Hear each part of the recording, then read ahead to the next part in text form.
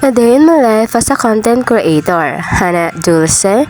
Hello mga ka-atling ko. So for today's video nga po pala ay maaga ako nagising dyan. Hindi para magugas, kundi para maghilamos, char. At yun nga po dahil vlog ko yan, kaya talo-talo muna tayo dyan. At ayan na nga po, nagugas na ako ng pagmumukha ko dyan. Ang gamit ko pong sabon ay secret, bawal sabihin. Syempre, alam mo naman sabihin ko, maging endorser pa ako, diba? Wow! At yan, habang naghihilamos ako ng pagmumukha ko, naisip ko kung bakit may mga tao na mas gustong mapuputi yung mukha nila kahit hindi pantay sa kulay nila. Pero 'di ba mas prefer nila maging maputi para sa attraction na makukuha nila sa iba't ibang tao. And for me naman, 'di ba, kahit anong gamitin natin sabon, kung kontento tayo sa natural beauty natin, kung ano yung binigay sa akin ni God, mas prepared ko yung ganun kaysa magpapa-enhance ka para sabihin lang maganda, maputi, 'di ba? So may kanya-kanya naman tayong decision sa life natin. So hindi natin pwedeng manipulahin kung ano yung mga gusto ng ibang tao. So para sa akin lang, mas prepared ko yung natural beauty, kaya kahit anong gawin ng ibang tao pang babay sa akin, wala akong pakialam. At yun nga po, nag-toothbrush na ako dyan. Hindi ko pwede ipakita yung brand ng toothpaste ko kasi baka alam nyo na. Back to conscious beauty. Kung conscious kayo sa sarili nyo o sa beauty skin nyo, why not magpa-enhance kayo? Pero para sa akin lang, mas okay natural.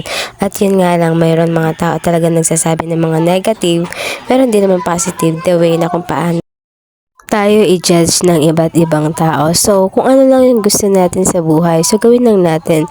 Kung pangarap natin maging ibang bansa, so why not, diba? Kung may masabihin man sila sa iyo, so hayaan mo.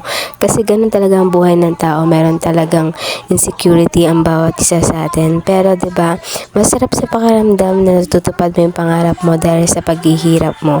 At ako bilang isang content creator, naisip ko rin na kung paano gawin ng isang memorable na bagay sa pang-araw-araw kong buhay, kung ano yung mga ginagawa ko, kung ano yung mga nagaganap sa buhay ko. Gusto ko lang i-share ito sa mga tao na nanonood, hindi para magpa-impress, hindi para magpataas ng views, kundi para alam mo yun, mapapanood mo to at the same time na kunwari like matanda ka na, mapapanood mo yung mga memorable na yun na ginawa mo sa buhay mo, tapos mapapanood pa rin na yun ng mga tao sa surroundings mo dahil nakasama sila.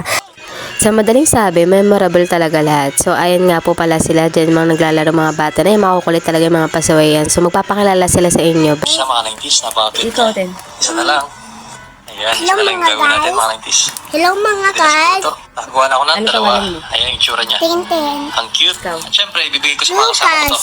Oh, diba mga vlogger ang atake? At yun, bago ang kulitan moment ay nagwalis-walis na nga po pala ako dyan. Para ba sulit ang araw mo? Siyempre maglilinis-linis ka na rin total. Wala ka naman din na gagawin pagkatapos yan. Buong maghapon na yung upo ka na, magsasalpon ka na. So why not, diba, maglinis tayo ng konti para man na mapa-impress natin yung may-ari talaga ng bahay nito. Ayan yung may-ari ng bahay, by the way, nakaupo niyan.